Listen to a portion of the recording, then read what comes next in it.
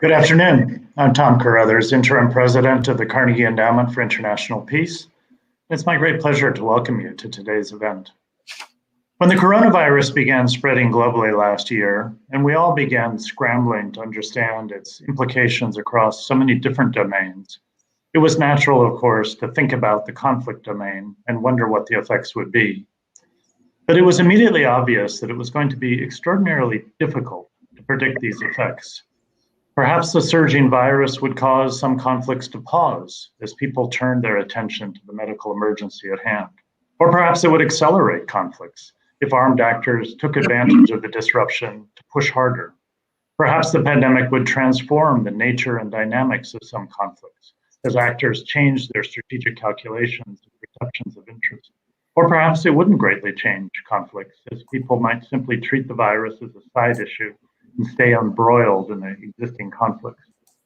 A year and a half later, it's valuable to take stock. Of course, there's no single overarching effect. Every conflict is different and has undoubtedly been affected in different ways. But coming to grips with some of the major effects and patterns is crucial to understanding and effectively engaging in conflict work going forward.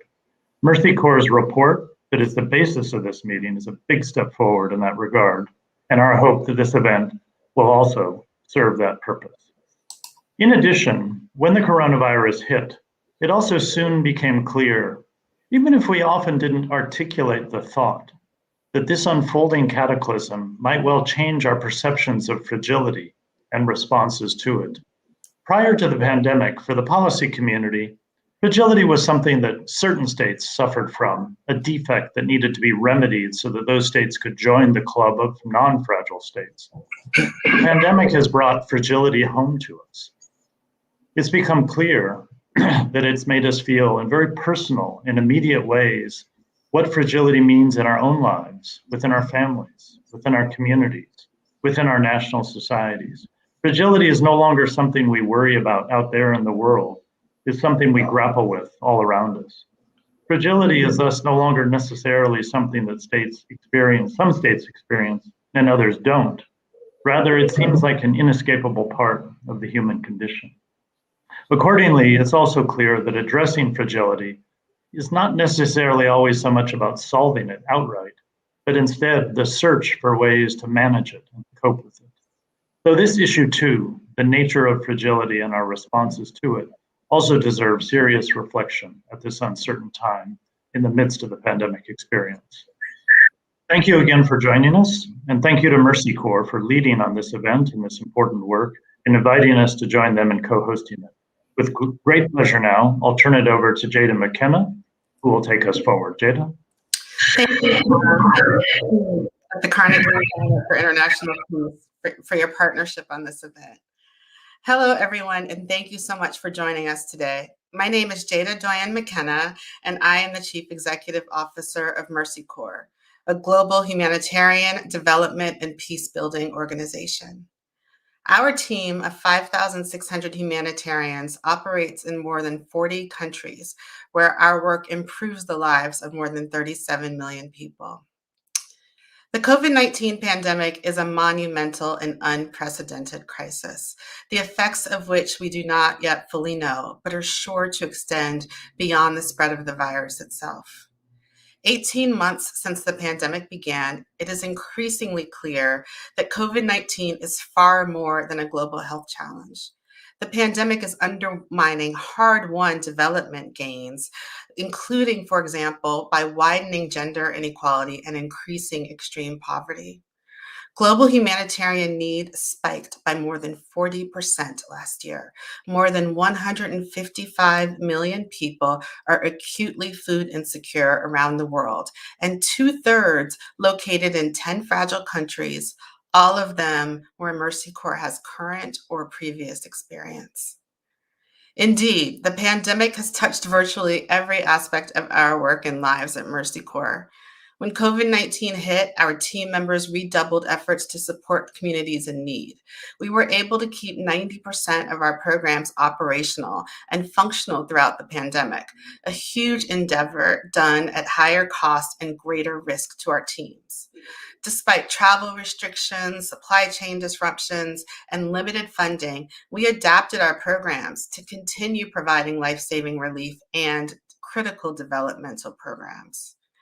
From expanding access to clean water and personal protective equipment, to providing direct support, including cash transfers and food vouchers to households in South Sudan and Colombia grappling with COVID-19 shocks, and helping communities, especially young people, with long-term economic recovery by supporting entrepreneurship and business development, to promoting effective and equitable access to vaccines, as well as building communities' confidence in the vaccines themselves.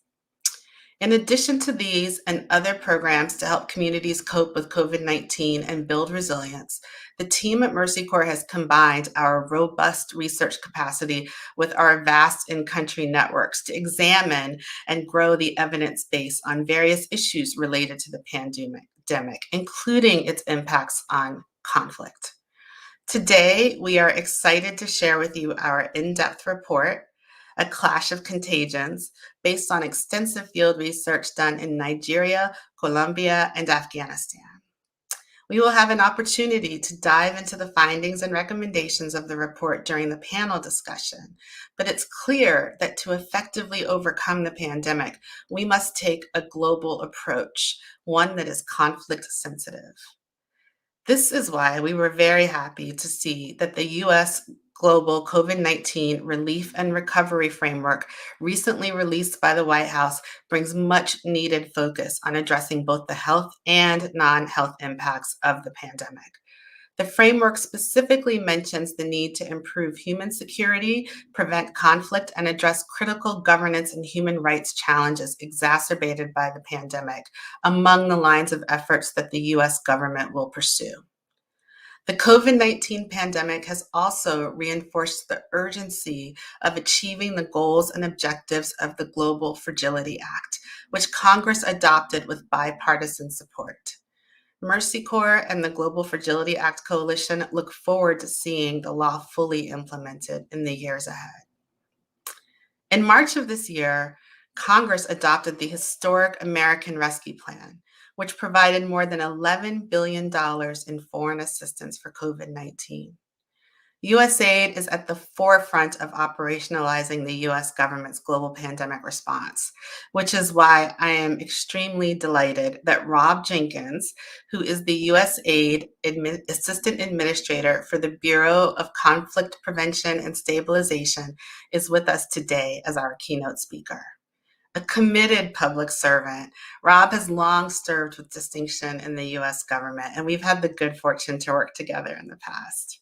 He was previously Deputy Assistant Administrator for the Bureau of Democracy, Conflict, and Humanitarian Assistance, and he has also headed the Office of Transition Initiatives, in addition to prior roles with various international NGOs.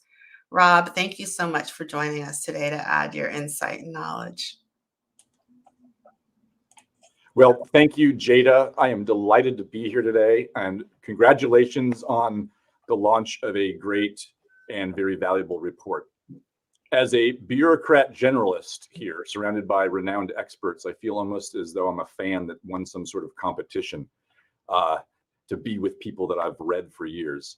I spend a good amount of my time trying to convince people why working on conflict prevention and stabilization is worthwhile.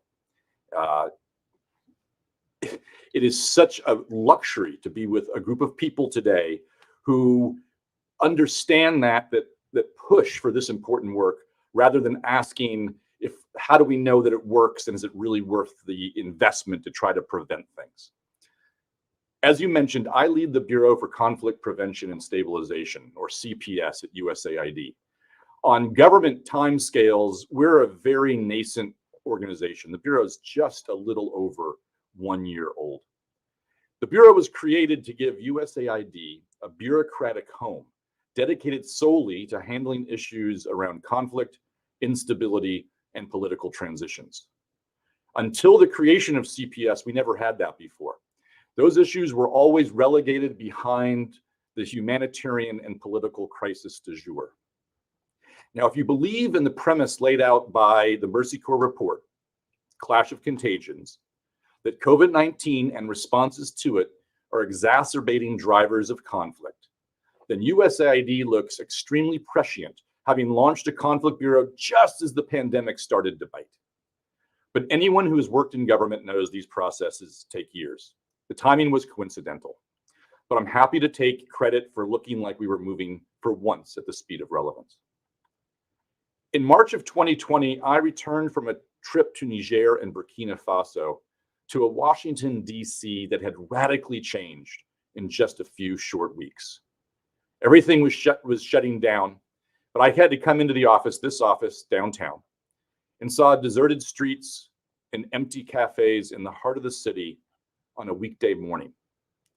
I couldn't help but think, without knowing how long this pandemic would last, that the changes coming to society were far greater than just the emerging health challenge. And like many of you probably, being in this line of work, my thoughts immediately turned to what it would mean for stability and violence overseas. I sensed we were in for changes around the world that would surely test governments and increase the risk of violent conflict. Now, that idea gets to the heart of this event, how the pandemic is exacerbating conflict and exposing weak governance around the world. The first point I will make today is about timescales. As mentioned, we're about 18 months, a year and a half into this pandemic. For all of us living it, it seems like an eternity. But as Jada, as you pointed out, for all of us looking at the non-health implications, this is only the beginning. In those early March 2020 early days, I started reflecting on the last global crisis we lived through, the financial crisis of 2008. Let me just say parenthetically that in Washington, D.C. these days, I think the term crisis is a bit overused. I think I probably get a crisis or two so-called in my inbox every day. It's starting to lose its punch. But I picked that word carefully and don't use it lightly.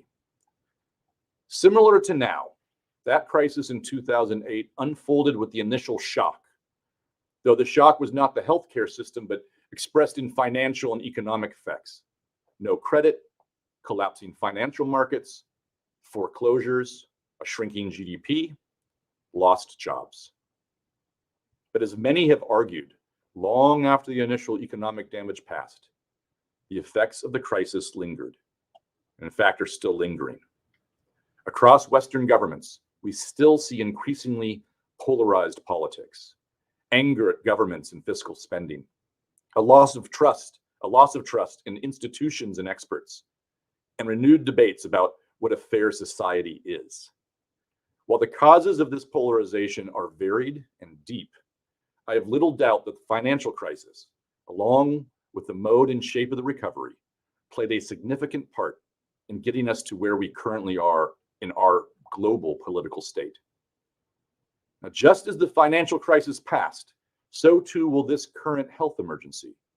Packed hospital wards and maximum telework, like job queues and market sell-offs before, capture a moment, although it's a lengthy, sustained moment, capture a moment and then recede. Similarly, while we are still today dealing with some of the political and societal implications of an event from 2008, we should not be surprised if 10 or 15 years from now, we are still confronting political or conflict waves rippling out from this pandemic. So while we are here today to look at what this pandemic has meant for fragility, conflict, and democracy over the last 18 months, we must accept this event will have a very long tail, and we are still in the first chapter.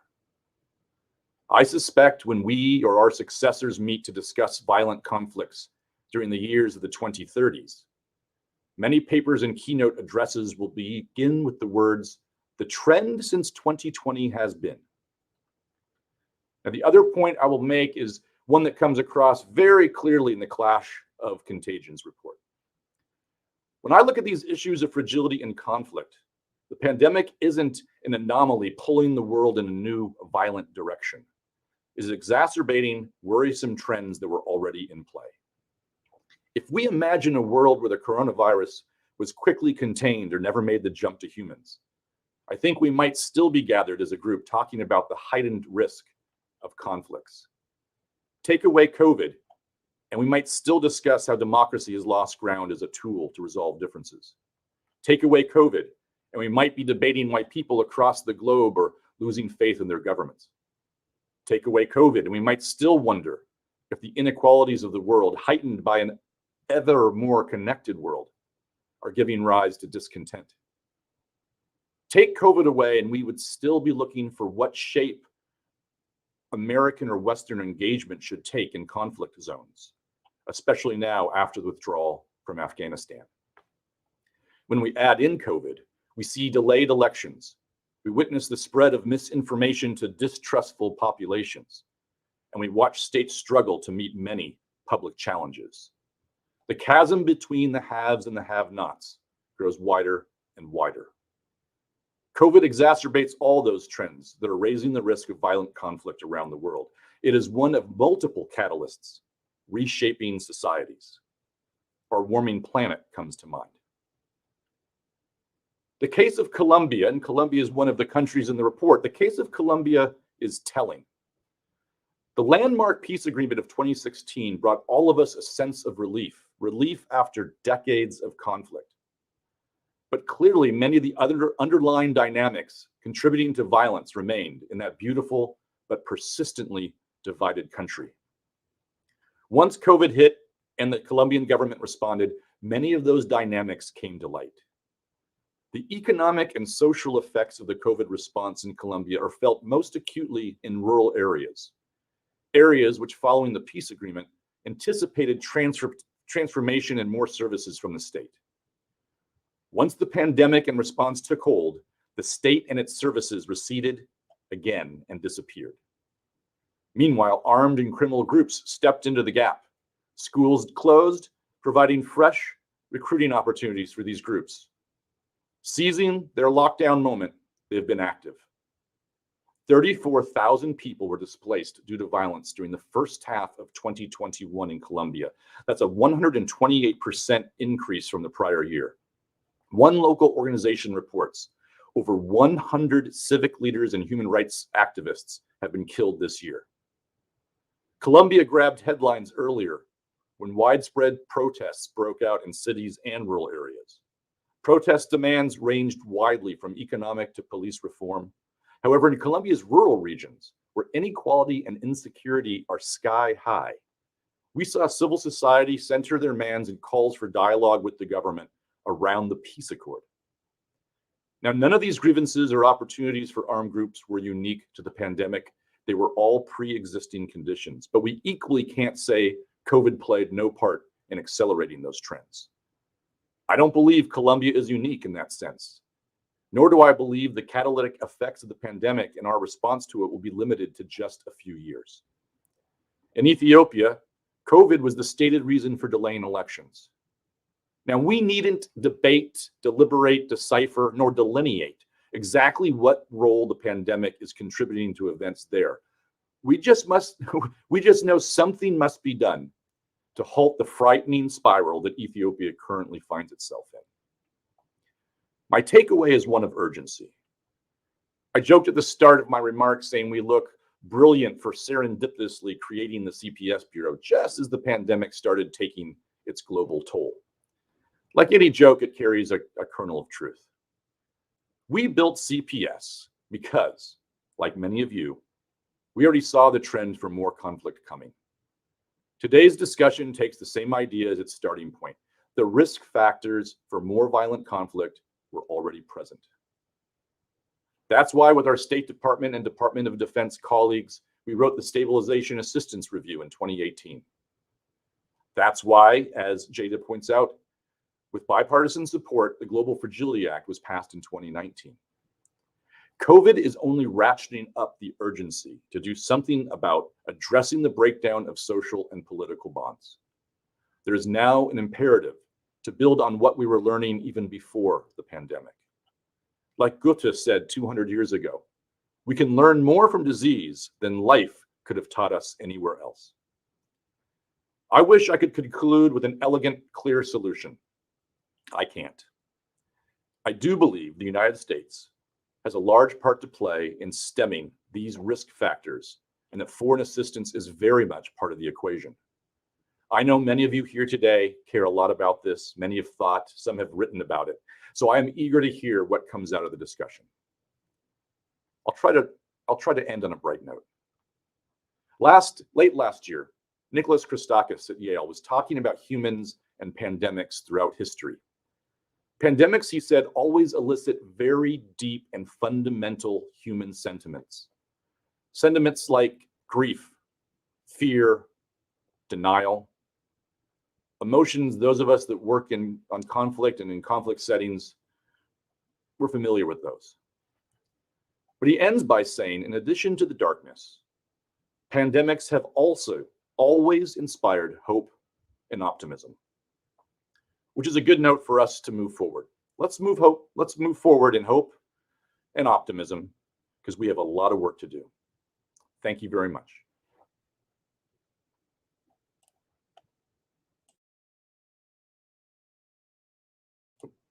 You're on mute, Tjada. Can't get through an event without that happening. Thank you so much for your sharing those important insights with us, Rob. And thank you for your continued public service and leadership at USAID. Also, I should thank you in advance for agreeing to stay and join the Q&A later. We'll turn now to a panel discussion with 3 experts, including Dr. Rachel Kleinfeld, who is Senior Fellow in the Democracy, Conflict, and Governance Program at the Carnegie Endowment for International Peace. Ndubisi Anywanwu, who is the Country Director of Mercy Corps in Nigeria, where he leads a team of 350 people. And Dr. Mayesha Alam, who is a Senior Advisor and member of the Policy and Research teams at Mercy Corps. My first question is for Mayesha. What are some of the key findings in our report, A Clash of Contagions, and what can policymakers and practitioners do to address the impact of COVID-19 on conflict? Thanks, Tjada, and thank you to the Carnegie Endowment for International Peace for bringing us together for this timely discussion. For the report, A Clash of Contagions, we conducted in-depth interviews and participatory workshops with more than 600 men and women in urban, peri-urban, and rural locations across Nigeria, Colombia, and Afghanistan to investigate how COVID-19 has affected conflict and instability.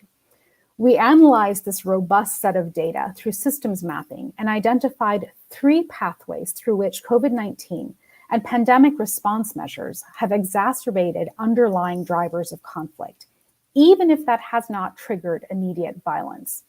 More specifically, what we found is that the pandemic response measures have increased the risk of conflict by first, diminishing trust in government leaders and institutions, second, by increasing economic hardship and resource scarcity, and third, by disrupting and in many cases eroding cohesion and trust between as well as within communities. Over the course of the pandemic, governments have struggled to provide services, maintain a presence in contested areas, and to help communities cope with the consequences of the pandemic on their lives and livelihoods. A variety of different types of armed groups, such as insurgents in Afghanistan, criminal networks in Colombia, and banditry gangs in Nigeria, have capitalized on government shortcomings and the conditions created by the pandemic to expand their spheres of influence. This, in turn, has helped to fuel impunity and violence. Our research underscores the importance of moving away from a reactive approach to conflict, one that primarily focuses on treating its symptoms, such as violence, which may go undetected, towards a preventive approach to conflict, one which focuses on addressing root causes, prioritizes peace building, and strengthens democracy. So based on our research, we call on donors, policymakers, and practitioners to take 4 concrete actions. First, to prioritize conflict prevention, including the implementation of the Global Fragility Act, as central to recovering from and rebuilding after the pandemic. Second, to directly engage with communities and heed communities' perceptions and experiences as early warning signs of worsening insecurity and instability. Third, to concurrently fund humanitarian and development programs as part of COVID relief and recovery, and to expand long-term investments to support peacebuilding, reduce inequality, and promote good governance in order to build resilience. This will require robust funding and consistent funding to meet Objective 4 of the US COVID Global Relief and Recovery Framework. And finally, the implications of our research, as Rob alluded to earlier, extend well beyond the 3 countries where we conducted fieldwork. So we recommend further research on not only how COVID response is reshaping conflict risks, but also how conflict is impeding COVID response to formulate effective evidence-based solutions. Thank you.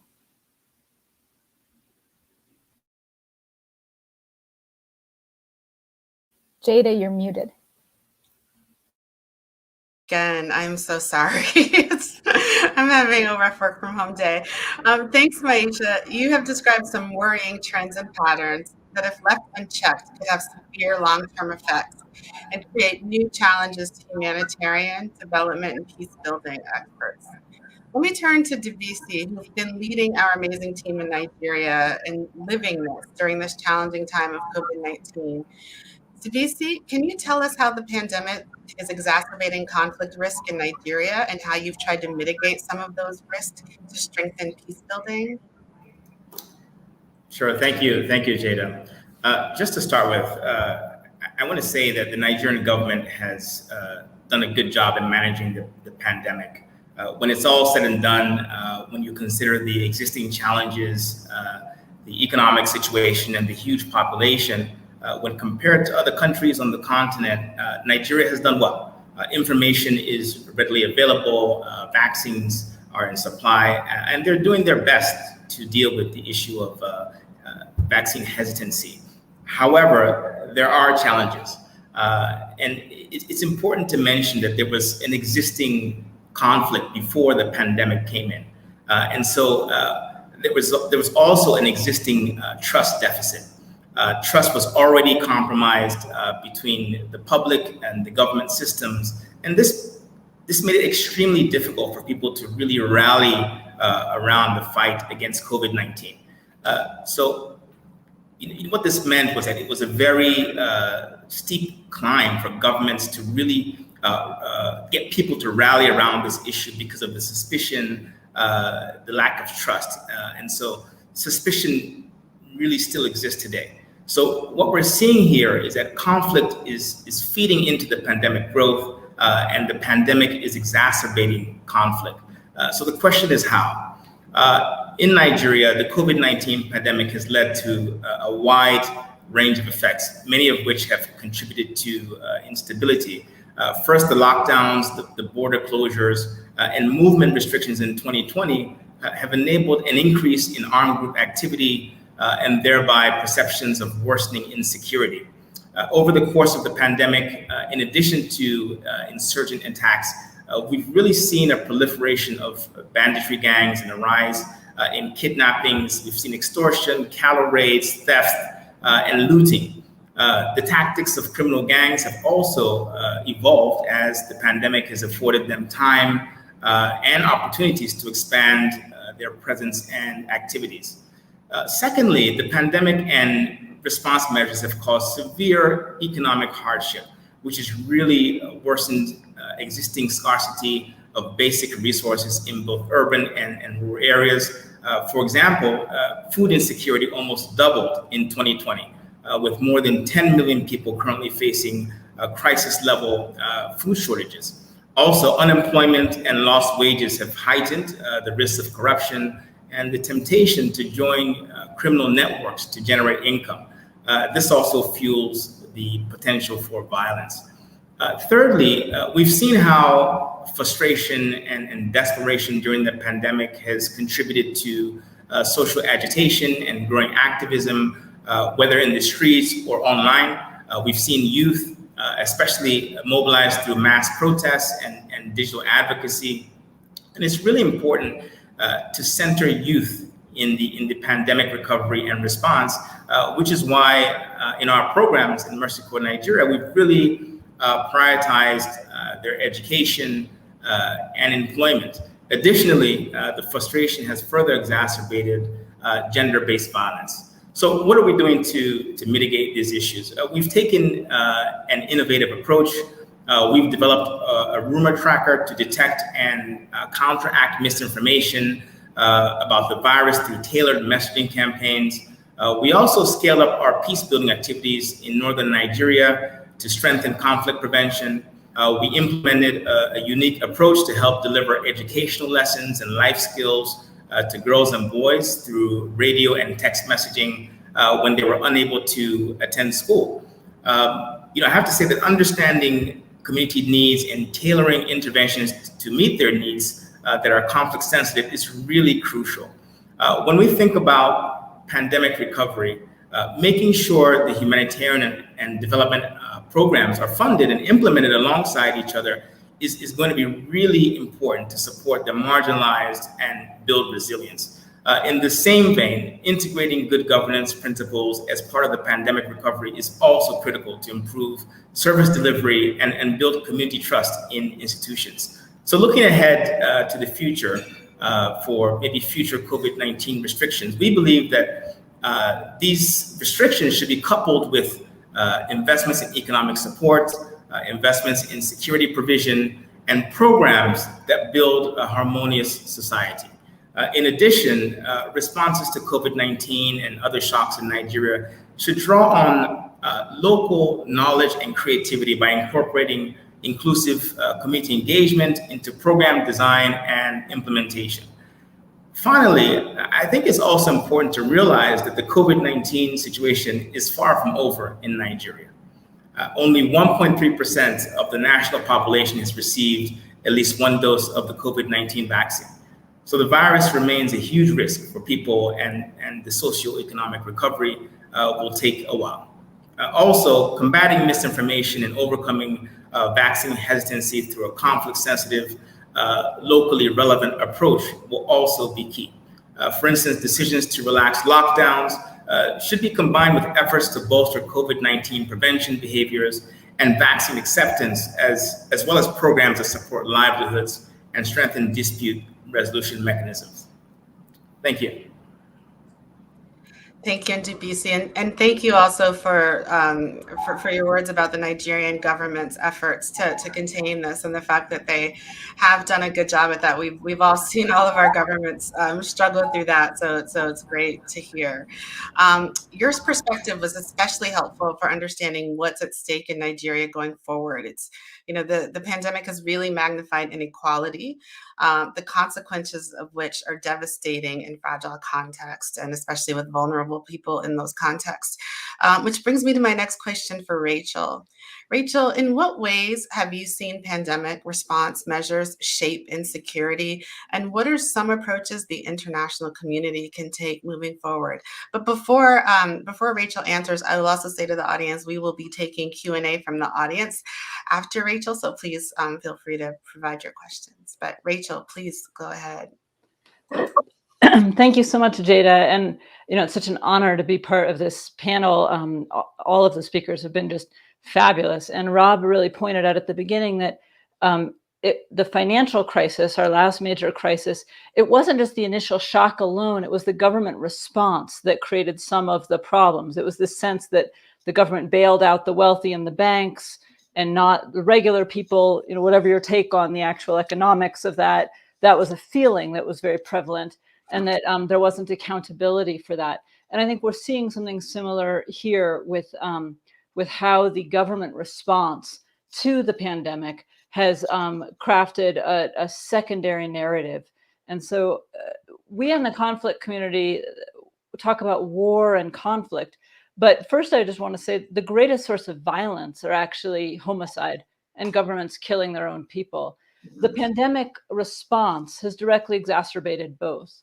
Most of that is in this Mercy Corps report, which is fabulous, and I greatly support everyone reading it directly. But just to highlight, lockdowns, the enforced closeness, the stress of losing livelihoods, loneliness, which is a major cause of aggression. All of these are probably greatly increasing domestic violence and violence against children. The people who are seeking to get out of those conditions are being subject to trafficking, prostitution, and other forms of violence. And so you're seeing these secondary effects. The lockdowns in schools are also having significant effects on that kind of enforced closeness. So that's a government choice in how to respond to the pandemic. Another government choice in how to respond to the pandemic is heavy-handed security responses to enforce lockdowns, leading to spikes in police brutalities and an ensuing loss of trust in government, reductions in legitimacy. So you're seeing the NSARS protests and so on. Other governments have chosen the opposite approach. So there's not necessarily a good way to approach this. If they've reduced their security presence, which has been the case in, say, rural Colombia, either to avoid the pandemic directly or because their security personnel are being subject to COVID or getting COVID and are therefore dropping out of the workforce for periods of time. That's created room for organized criminals and guerrillas to move in and control territory. They've been providing more handouts, more service delivery and help, but also enforcing security rules themselves. And particularly as the lockdowns are harming legal economies, the illicit economies are doing just fine. And so they have a ready source of recruits and jobs and so on. So what you're seeing is governments being left on the back foot. They're seen as weak, ineffective, and repressive all at the same time, which is quite a feat. It's not entirely deserved. It's difficult to figure out how to handle this. But in addition to these trends, which are in the report, I wanted to highlight a few that weren't in the report. Democracy was already in recession, as has been mentioned, and these trends are helping authoritarian governments further support their power and cement that power. Regime type hasn't been very decisive in dealing with this disease, but undemocratic actions are being allowed with less pushback from the international community. And so you're seeing a lot of protest and rotating reformers as you're seeing more coups and more democratic governments changing. And so you're seeing more inexperienced governments coming on. And I think we're likely to see a lot of amateur hour governments trying to deal with this very difficult situation, which you really want experienced government to handle it. Pandemics in general, historically, despite Rob's happy note at the end, have tended to increase xenophobia. Psychologically, they create a kind of us, them, and desire to cling to your own. And the Afghan refugee crisis, adding to the Venezuelan refugee crisis and the Syrian refugee crisis, is probably going to exacerbate those forces that are preying on xenophobia, some of the political parties and so on that benefit from that. So I think that'll be another secondary effect. And finally, this K-shaped recovery that we're seeing, this inequality that's growing out of the pandemic, as those of us who are happy working from home and doing quite fine continue to do so, while, as the report points out, many people are falling back into abject poverty. Inequality is one of the greatest correlates with violence globally. And so we're likely to see a very long tail from that. So to summarize, what you're seeing is these increasing threats from violent actors, organized crime, guerrillas, and state actors as well. Anger at a government that may have long-term consequences. So political instability, chances of civil war growing from your regular population. And then trust, the societal immune system is eroding. Cohesion is weakening. People are reactive, they're lonely, they're aggressive within their own families, as well as politically. And that internal family violence, of course, affects the brain. It leads to post-traumatic stress. It can lead to later violence in life. So these things also have long tails. So what can the international community do? In short term, we need to get vaccines to poor countries. We need to get those as fast as possible. Next, service delivery aid more generally. This is not a moment to figure out exactly how to do it. This is a moment to really move service delivery to help these countries where the poverty line is growing fast, and where we can do it well, to think about how to do it through the kinds of advocacy groups that have been gaining social legitimacy by providing service delivery aid, how to build social cohesion through the service delivery aid, and of course, how to be careful of corruption, which has been growing through this service delivery aid. But most of all, we need to try to get people through this moment with as little stress as possible in a very high stress period, particularly a need for children to go places that are safe. these children that are at high danger of recruit. And that leads me to the third point, which is we need to start addressing this pandemic in a less one-size-fits-all way. I'm a liberal here in America, and I follow the liberal path generally, but these lockdowns are not necessarily the best way to address the pandemic everywhere. And the level of long-term damage they're causing to a generation, to the global instability, it's not necessarily worth it to fight a disease in a country that might have a lot of other diseases and a lot of other causes of short-term death. And I think we need to take that very seriously. When you think about India's initial lockdown, I started my career working in Delhi and the slums of Lucknow and rural villages in Uttar Pradesh. And anyone who'd worked in India knew that the effect of that initial lockdown was going to send millions upon millions of people back into the countryside. That's not good for disease prevention, nor is it good for all these secondary effects. So what we really need is not just to have public health leaders talking about how to deal with this disease.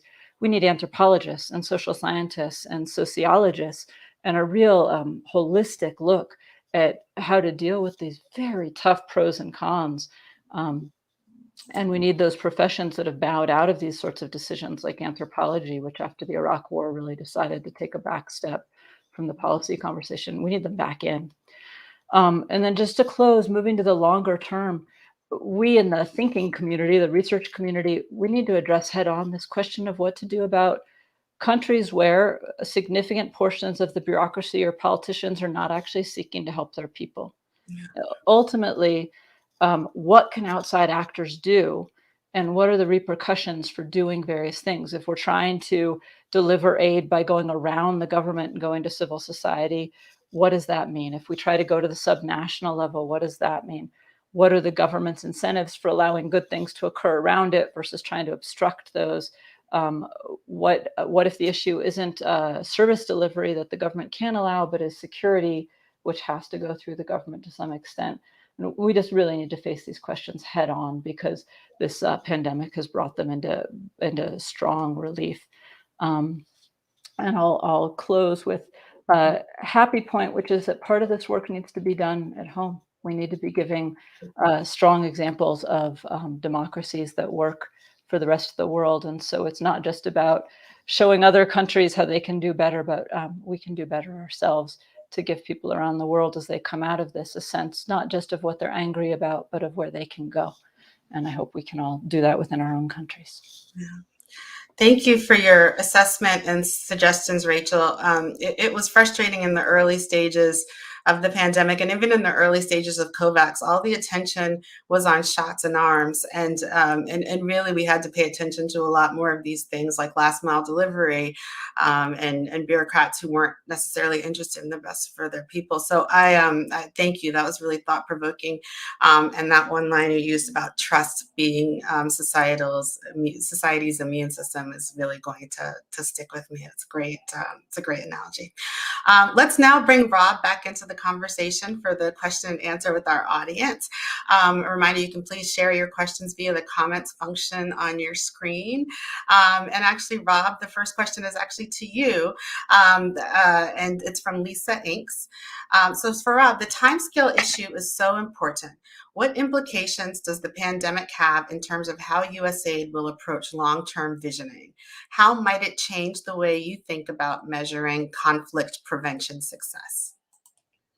Well, thank you very much for the question. I just want to first point out that Rachel didn't like my happy thought at the end, but then she had her own happy thought at the end. But I agree with her on hers. So it's a great question for which I do not have a very good answer. Yesterday, I was having discussions with my Bureau of Humanitarian Assistance colleagues. We're still early days on trying to figure out, as Tom Carothers said at the beginning, it's hard to know where things will play out and how they will play out. And the mere scope, I mean, the truly global scope of the threat on top of all the other things that others have alluded to makes it very hard to say, okay, we're going to do the following 4 things differently for the next 4 years. What we've been asking for, trying to do, part of creating our new bureau and then the interagency and discussions with the Hill around the Global Fragility Act, is all of this just calls for more flexibility, more contingency funds, less earmarks. It's a dream, but a boy can dream. Funding that is not just for 1 year, so we can actually put something in place for a strategy that's beyond 12 months. We don't know where we're going to have to react. We just know that we have a very bad track record of, as I've alluded to, moving at the speed of relevance. We are usually about 18 to 24 months behind events. That's not going to get us to where we need to be. So if we can work with friends in Congress to have more flexibility and funding that is able to move and go to unpredicted places faster, we'll have a better chance at trying to not always being overtaken by events. That's great. Thank you, Rob. Our next question is for Rachel from Hugh Briggs. How do we build resilience to the growing economic impact, especially in poor African countries? It's a terrific question. I think the biggest problem of the economic impact is first of all, just poverty, and second of all, inequality. And we've been working on the first for a great deal of time. And I would turn it back to my Mercy Corps colleagues for all the ways in which they're addressing poverty.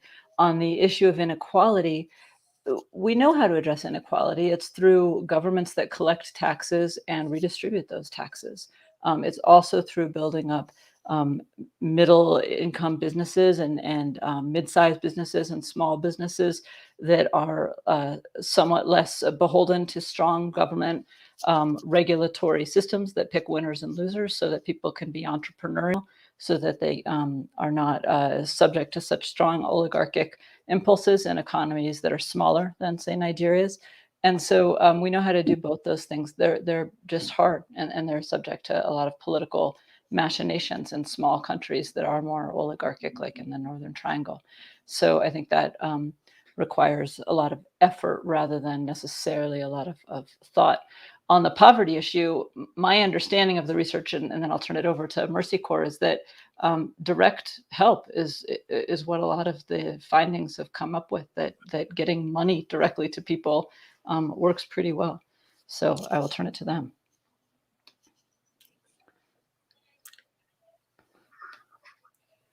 Would anyone like to add before I move to the next question? Okay, great.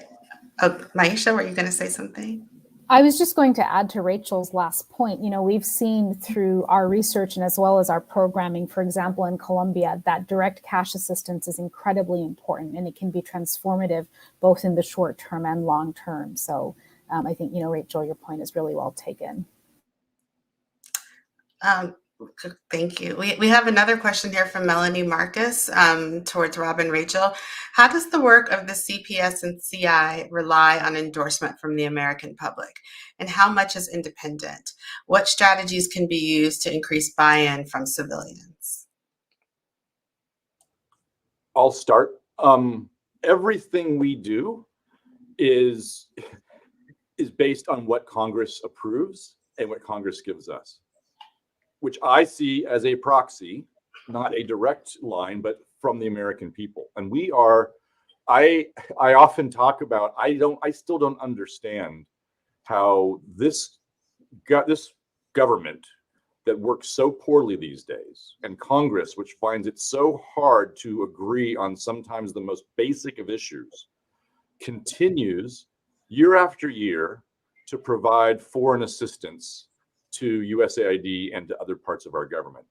It is not a political winner if you're in Congress to raise your hand and say, look how much money we're giving away to some other country. And yet it has bipartisan support. So the question was specifically about our bureau, CPS. We have very strong bipartisan support in the creation of the bureau. The problem is, once you create something, you have to resource it. And that's where things start to get tricky on. There are so many needs right now, so many emerging needs, and so many new priorities for a new administration, is making those decisions on how do we prioritize and resource the various things. Before I get a question on it, a big question I see, your report, which is very helpful in pointing out what is happening with the $930 billion or $930 million that was for non-health related activities for stabilization and economic affairs. We are still engaged in a very active interagency dialogue on what to do with the non-health related funding. As you can imagine, the imperative of getting the vaccines out and all the other things that get shots into arms has really taken up a lot of the oxygen in the room, at least from the outside as you look in. But we are really working on how do we make those decisions to prioritize where the funding goes. You don't want to give everyone a little bit and therefore get no effect anywhere, smear peanut butter around the globe. Well, that means then we have to prioritize. And there's one thing our government doesn't do very well, which is prioritize, say yes to some things and no to others. But that's the challenge we have from the Global Fragility Act, which by law, we now have to start to prioritize. So we're taking that on by the horns and watch this space.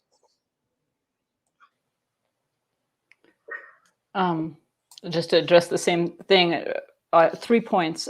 First, I think foreign policy used to be a pretty elite game, and you could get away with a lot being done, even though the American people didn't really like it on trade policy, even pro-democracy policy.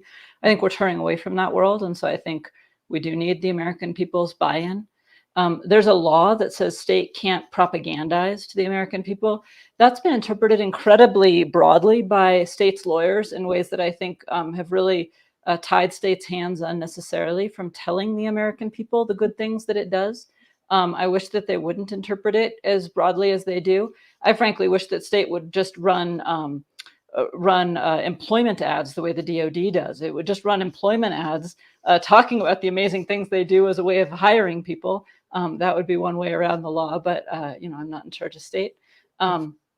I think they do need to talk more about their incredible wins and how cheap a win is versus how expensive a loss like Afghanistan is.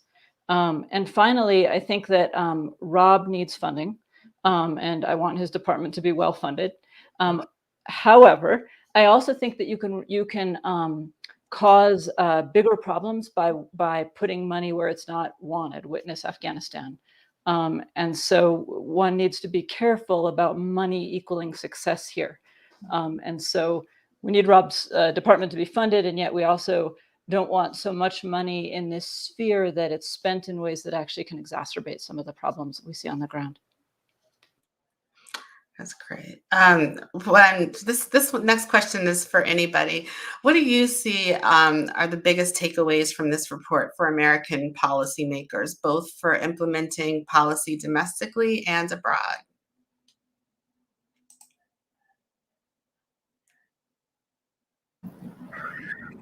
Well, maybe I can come in here. I guess based on my earlier presentation, I made the point that, we need to make sure that the humanitarian and development programs are funded and implemented alongside each other. And that it'd be really important to support the most marginalized groups and to really build resilience. And, at Mercy Corps, especially in Mercy Corps Nigeria, resilience is a big word here. And, we have one of the largest funded programs on resilience, the Feed the Future Rural Resilience Activity in northern Nigeria, which is funded by USAID. And we're taking a market facilitation approach. The activity aims to impact more than 90,000 conflict-affected households, primarily smallholder farmers and micro entrepreneurs, including both host communities and displaced population. And so the goal is really to build resilience and capacities of market systems in vulnerable conflict-affected areas to facilitate economic recovery and move people out of poverty. And with the COVID situation, there's life in COVID and there's life beyond COVID. And Nigeria is a country where 40% of the workforce is largely informal. So we've seen serious negative effects that have impacted the population. And so it's really for the U.S. government and policymakers to look at how we can take a sustainable approach Like we said, COVID is going to be with us for quite some time, but we still need to ensure that we continue to build livelihoods. Over. That's very important. Thank you. I'll just maybe jump in here to add a couple of points building off of what Ndubisi said. You know, one of the things that's really remarkable that our research demonstrates is that contagions between types of conflict, you know, showing how organized crime and political violence can influence each other and in some case kind of mutate into new variants, which is of course an echo of what we're seeing with the virus itself. And so I think one of the really important takeaways is, you know, that conflict prevention and peace building approaches need to be adapted to anticipate, track, and address various types of conflict and the risks of violence that are associated with them, whether, for example, intercommunal conflict, anti-government insurgency, pastoralist conflicts, or conflicts over illicit economic activities. For far too long, there's often been this very siloed approach as though these things don't relate to each other or can't reinforce each other. So in the same vein that we need, you know, all COVID relief recovery programs to be conflict sensitive, I think, you know, as Ndubisi and Rob and Rachel have highlighted, the effects, the after effects of COVID are going to outlast the disease spread, right? So we need to make sure that there's a COVID sensitive lens to how we do our tracking, our monitoring, and our addressing of conflict risks as they evolve and as they emerge. I'll just jump in a bit saying, as a so-called policymaker, one of the things I hope other policymakers get is I see a call to action in this report, and there's some very clear, very well thought out recommendations, and it's a call for prevention and for peace building, which not all of our government is on board with that yet in a real way.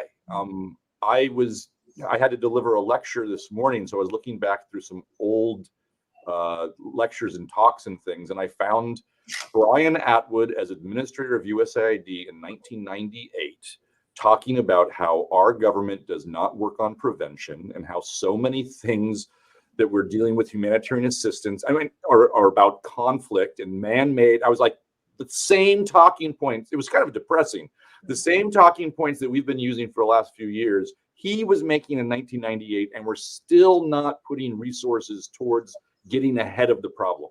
So I see in this report, it talks about not just the problem that we're looking at, it really is a call for, can't we get it together and work on these issues before we lose out. So I'm hoping a lot of people will read it. It's definitely worth the read, and I'm excited.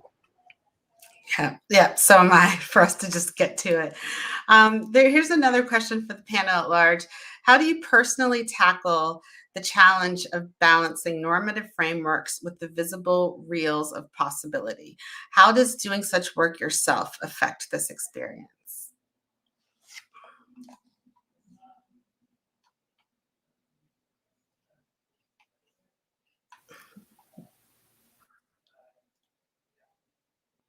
Anyone? Anyone?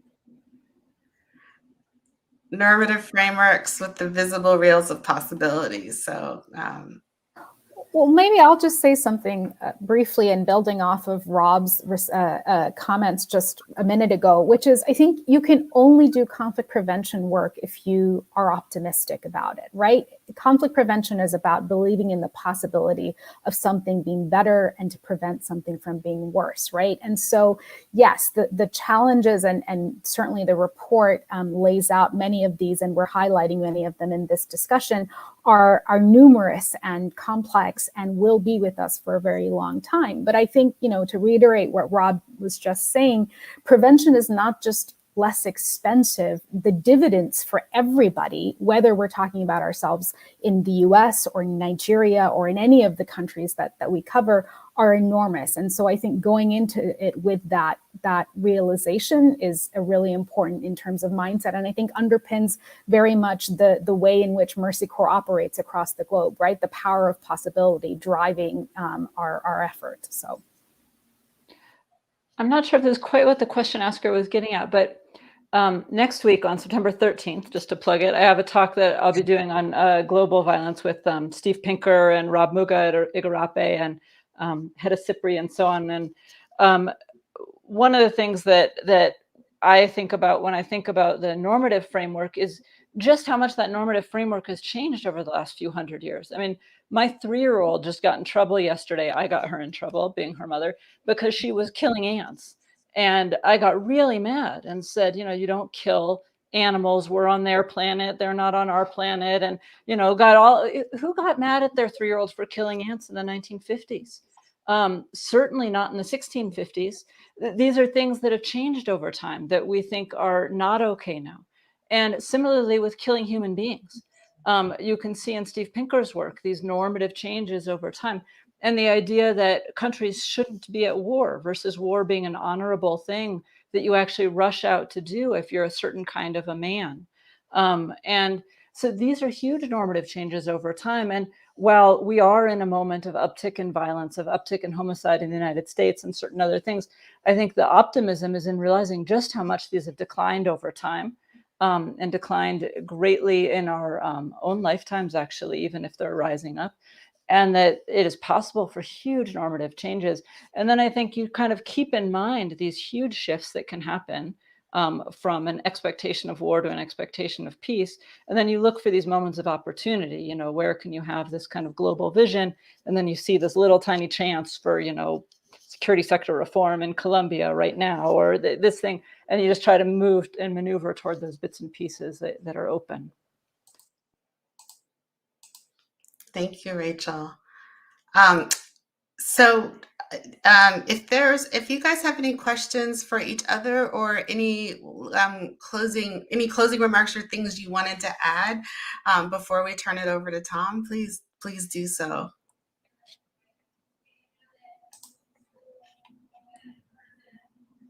I'll just say one little bit that the term silo came up. We're really good at silos in the US, and everyone says we have to break down silos. And the way to do that is they create another silo that's supposedly breaking and just adds this thicket of and I know, so this event is COVID specific. I will make a anti-intellectual plea for don't let us get too specific about things. I'm often asked, what is our strategy for COVID, COVID related conflict? Okay, now what is our strategy for conflict related to climate change? And what is the strategy for conflict related to violent extremism? And if I was to drop down somewhere into Mali right now, it would be not just impossible, but a waste of time to try to disentangle what part of this is climate, what part of this is COVID, and what part, but we spin ourselves up around these things. It's just violence and conflict is enough. Mm-hmm. And I don't think Eisenhower, some people don't like this analogy, but Eisenhower did not have to try to figure out what started World War II. He was trying to end World War II. That's not to say we don't want to understand how these things happen, but I'm afraid over time, if we try too hard to intellectualize the drivers, we've seen it before, we will miss the forest for the trees. And maybe need to sometimes pull back and say, let's put more intellectual power on solving that rather than analyzing how we got here. Rob, that was a perfect segue into the final question that we got. It was how can the U.S. government use the findings from this report to not only prepare for the next pandemic, but to put it against these other things that you talked about, like climate change and violent extremism? Luckily, I'm not in the prevention of pandemic business. Mm-hmm. There are other really smart people that do that, but I think we all watched in the last administration where the eye was taken off that ball, and offices that existed were no longer existed. I think maybe we've learned the lesson about, I hope, prevention everywhere is prevention at home. And to get out in front of these things and to be faster on that. And on the other part of just global crises in general, I'm a broken record. We need to build in more alacrity and agility into the way that we do business, with the caveat, and I totally agree with Rachel, that the days of thinking we're the United States government, there's nothing we can solve without just more money and more people. I hope we've learned that lesson, that stupid money is worse than no money sometimes at a problem if we haven't actually figured out what is the problem we're trying to fix. Yeah, no, that's, I love that as a closing. I'll give my panelists one more chance to say things before wrapping up. This has truly been such a rich discussion. Go ahead. I'll maybe just add a couple of points, and again, building off of what Rob was just saying a moment ago, which is, when we think about prevention, whether we're talking about the next conflict or an existing, conflict that we're trying to address, the absence of violence, just as that doesn't mean the absence of peace, the absence of violence also doesn't mean the absence of conflict, which is why we've stressed so much in this conversation, I think all of us in our various ways, addressing those underlying factors and making sure that we address the differential impacts, whether on youth, whether on women, whether on disabled communities or marginalized populations. Just as we need to kind of, break down the silos, as Rob was mentioning earlier, we also need to understand how these different factors shape different community members and to address those in a targeted way. I think the other thing that maybe to kind of end on a more optimistic note, or as to just add a bright note, one of the things that we saw through our research is that, when the pandemic struck, communities that were going through enormous economic hardship, and in particular food insecurity in Nigeria, regardless of their ethnic or religious background, they were able to put aside differences for a bit and kind of share in a solidarity of a common enemy, the enemy being hunger, right? And this was something, again, that came up in other contexts as well. And that creates a window of opportunity for peace-building interventions, of thinking about how do we, capitalize on that that opportunity to bring people together and to address, social cohesion. And so I think that's also an important lesson learned as we're thinking about, large crises, impending crises going forward.